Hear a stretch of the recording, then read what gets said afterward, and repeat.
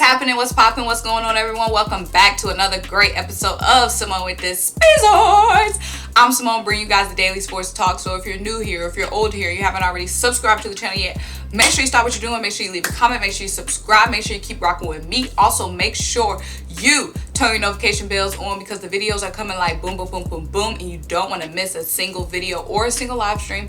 Also, make sure you check out the links down below. The first link is to buy me a coffee to help fuel this channel that you love so much. The second link is to shop the official Symone with the Sports merch collection. Get you the Symone with the Sports classic tee, you know what I'm saying? If you're a classic girl or a classic guy, or get you the wavy tee if you wavy, you know what I'm saying?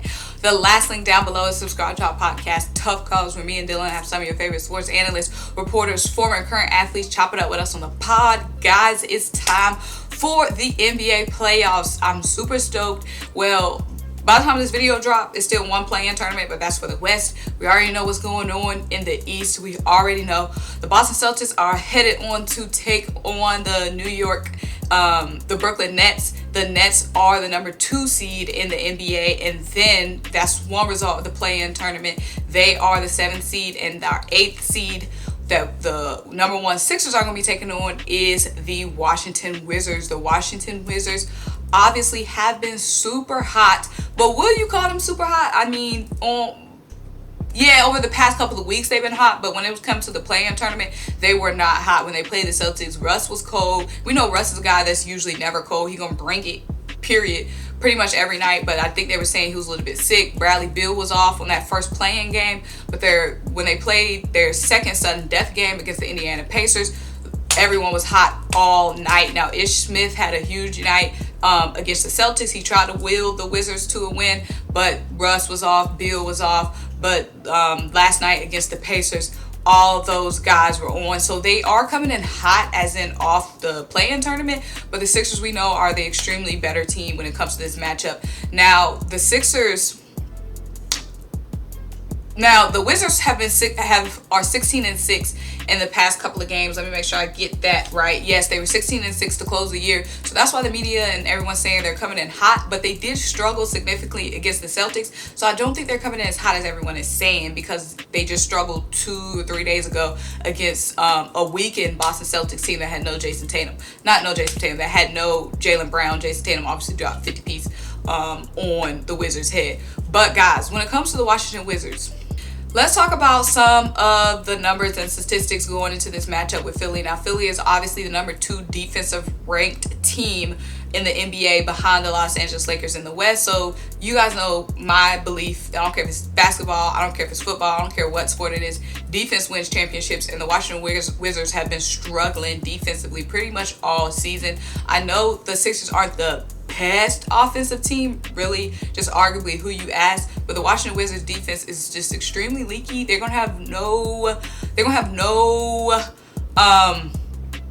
I don't think they're really going to be able to stop the Sixers when it comes offensively, especially if Seth Curry's on, especially if Tobias Harris is on, especially if Ben is going and attacking the rack, and of course Joel Embiid is going to be able to eat at the rim. But let's get into some numbers when we talk about this matchup. Now, the Sixers are 3-0 against the Wizards on the season, but the Wizards have had some okay games against the Sixers this season. So let's talk about the numbers. So Russ versus Philly this season, he has averaged 20 points per game, 11 assists per game, and 8 rebounds per game.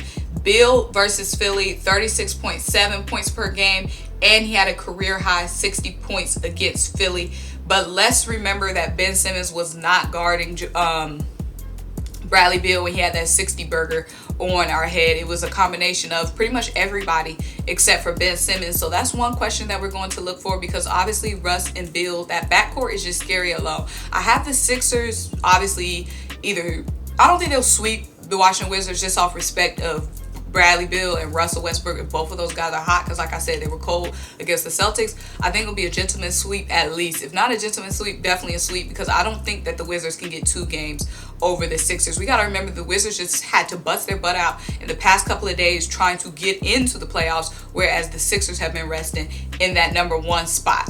And also the Sixers did get to rest their last game too, because they had already secured the number 1 seed, and they got to rest their last game against the Magic. A lot of the starters got to rest. So even though the Wizards are coming in hot, the Sixers are coming in way more well rested than the Washington Wizards. So obviously Russ and Beal are extremely good in transition. That's one thing that I'm just concerned about. The biggest upside I think that the Wizards will have on the Sixers is the way that Russ definitely dominates in transition. But like I said, defensively, between Ben Simmons and between Matisse Thybulle, we got this on lock. Ben Simmons and Matisse Thybulle protecting the perimeter, and then having Embiid as that rim protector down low. I just don't see them being able to. So it's a big question mark whether or not Ben Simmons is going to be on Bradley Beal. Like I said, last time they played, we didn't have Ben on Bradley Beal, but I'm going to read you guys some quotes from our guy, Doc Rivers, on the matchup. So Doc Rivers says, first in transition, they're a great transition team against us. They'll probably try to be more of that if I could guess. Second is obviously Beal and Westbrook. In one hand, you got Russ pushing the ball up the floor, putting a ton of pressure, trying to be the most physical guard in the series. Then you got Bradley Beal. He's just a flamethrower, so you have to deal with both. It's not one or the other. It's both. He also says with Russ, you have to really try to take away the drives as much as possible, try to take away his assists as much as possible as well. And then when he's talking about Bradley Beal, he says he didn't score 60 in the next one, so I think we did a little bit better. He's capable of scoring 60 in any night. That's who he is, and he's proved to us in the first night. So he can't see one coverage. He's good enough that you have to know going into a series that there's 2 or 3 coverages that he has to see. So Doc Rivers already knows he has to get creative when defending Bradley Beal. Now let's talk a little bit about Joel Embiid. So Joel Embiid averaged 30, 10, and 3 this season against the Wizards. And let's not forget that Joel Embiid did go down on that March matchup against the Wizards. Joel Embiid did go down in that March matchup against the Wizards, but we still were able to get the win. The Wizards big men, Alex Len, Robin Lopez, those guys obviously are no match for Joel Embiid. They did add another guy, Gafford. Gafford is somebody who is supposed to be a little bit better off the pick and roll and may have Embiid having to get a little bit more active and might have to run the floor a little bit more than Embiid probably wants to. But still, I don't think Gafford is really a match for Embiid. He's definitely a guy who's dangerous in transition. He likes to get a lot of lobs, and he's great at finishing at the rim. That's one guy to watch out for coming off the bench for the Wizards, but no matchup for Embiid. Neither is Lopez or Alex Len. Also, Ish Smith, that's somebody to watch for getting hot as well, because like I said, during that the Wizards matchup against the Celtics, Ish Smith definitely turned up the heat. He's one of the real true veterans on the team for the Wizards, and we got to contain him, because if Russ is off, if Beal is off, then Ish Smith is definitely going to be the guy to step up. When it comes to Tobias Harris, I see Tobias Harris really dominating all of his matchups. Rui Hachimura, he's been pretty good for the Wizards, but he's been a little bit inconsistent the last 2 games in the play-in tournament. And of course, Davis Bertans is somebody that can get extremely hot, and he's really good off the pick and roll. Tobias Harris should be okay containing him, but Tobias might be a little bit slow trying to contain him off the pick and roll, because he's an extremely great catch and shoot guy. So we'll see if Tobias Harris is on Davis Bertans or not. But when it comes to this matchup, it's really going to be the Embiid show. The Wizards obviously missing Thomas Bryant, one of their big men who they had earlier in the season. He went down earlier in the season. He had a great connection with Russ. They tried to get this Gafford guy to kind of come in and, you know, replace what Thomas Bryant was. But just their combination of big men and then just their lack of defense, I think is really going to hurt the Wizards and really put this game in the Sixers' favor. Let's not forget who we have coming off the bench. The last game we played against the Wizards when Embiid went down, Shake Milton came off the bench for 18, and also Korkmaz as well. So we can look for those 2 guys to get hot. We got a lot of different guys that can get hot, especially Tyrese Maxey. If this is a matchup where it's really just speed, running and gunning like Russ and likes to play, then Tyrese Maxey, I think, would definitely thrive in a run and gunning style. But then we also have George Hill coming off the bench. George Hill is really a pace setter, can really slow the game down. So I see the Sixers just completely dominating the Washington Wizards. The Washington Wizards, outside of Bradley Beal and outside of Bradley Beal and Russell Westbrook, I just don't see how they really can contain a Seth Curry, a Ben Simmons, especially if Ben really gets nasty in transition, how they can slow down a freaking Joel Embiid, Tobias Harris, because Tobias Harris has been playing out his mind.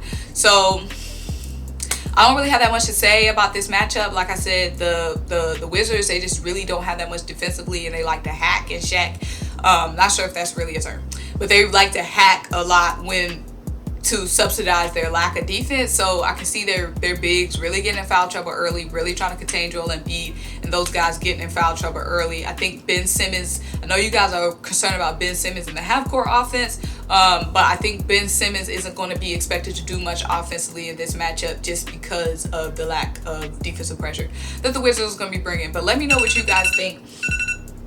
What's your biggest concern for this matchup? Are you concerned at all for the Sixers in this first round matchup? I feel like it's going to be, like I say, at least a sweep or a gentleman's sweep. But let me know what you guys think. Make sure you like this video. Make sure you leave a comment. Make sure you subscribe. Make sure you keep rocking with me. And I'll talk to you guys next time. Bye.